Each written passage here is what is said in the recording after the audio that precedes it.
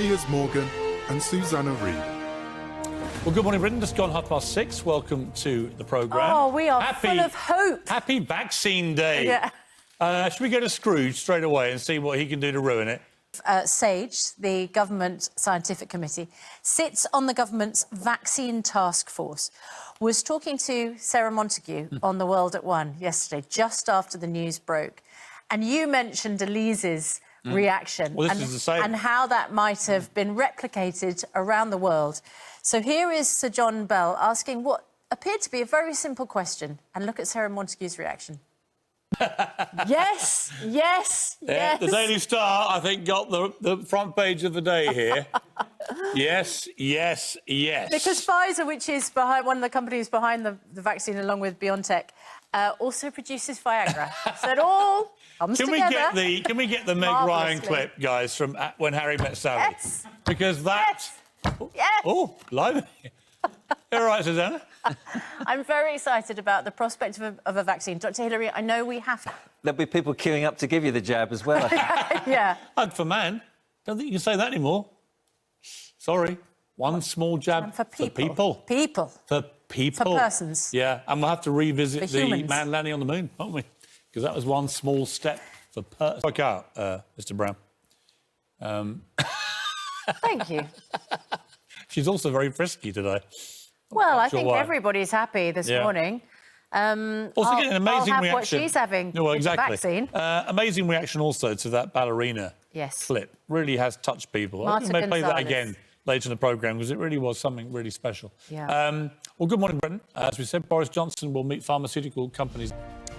So will this breakthrough with the coronavirus vaccine really mean that life could return to normal by spring? Among those feeling confident, as we've already heard, Professor Sir John Bell, who sits... ...of one of the hosts, Sarah Montague.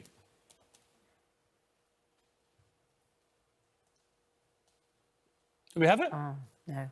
We can reenact it. Sarah Montague said, does this mean that life could get back to normal by spring? And Professor Sir John Bell, your words? Fantastic. Government, it was fantastic talking to Professor. He's so brilliant on Well, he's a member of one of the government committees and he's on the vaccines task force. It would be lovely to talk to the Health Secretary this morning because, frankly, today is a... Government, if they will put a minister up on Good Morning Britain for interview about the biggest health crisis we've faced since 1918. And each time the answer comes back, no.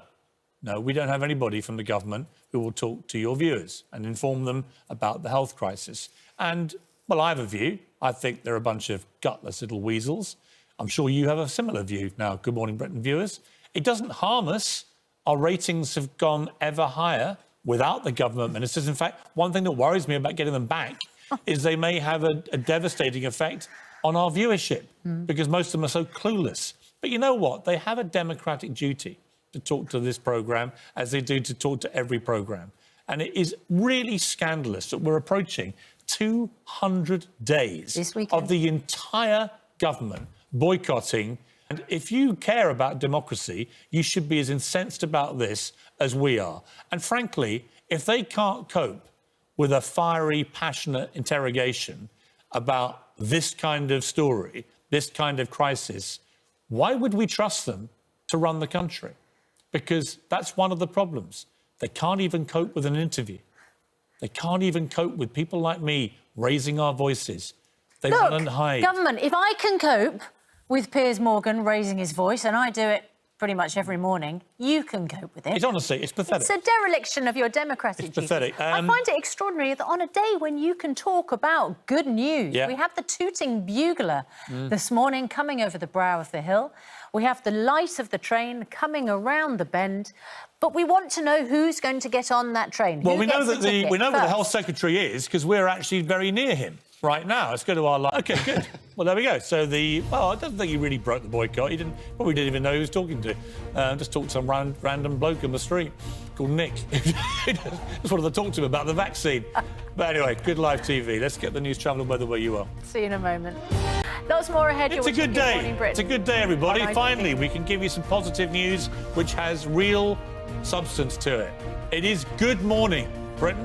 A really good morning. See you after the break.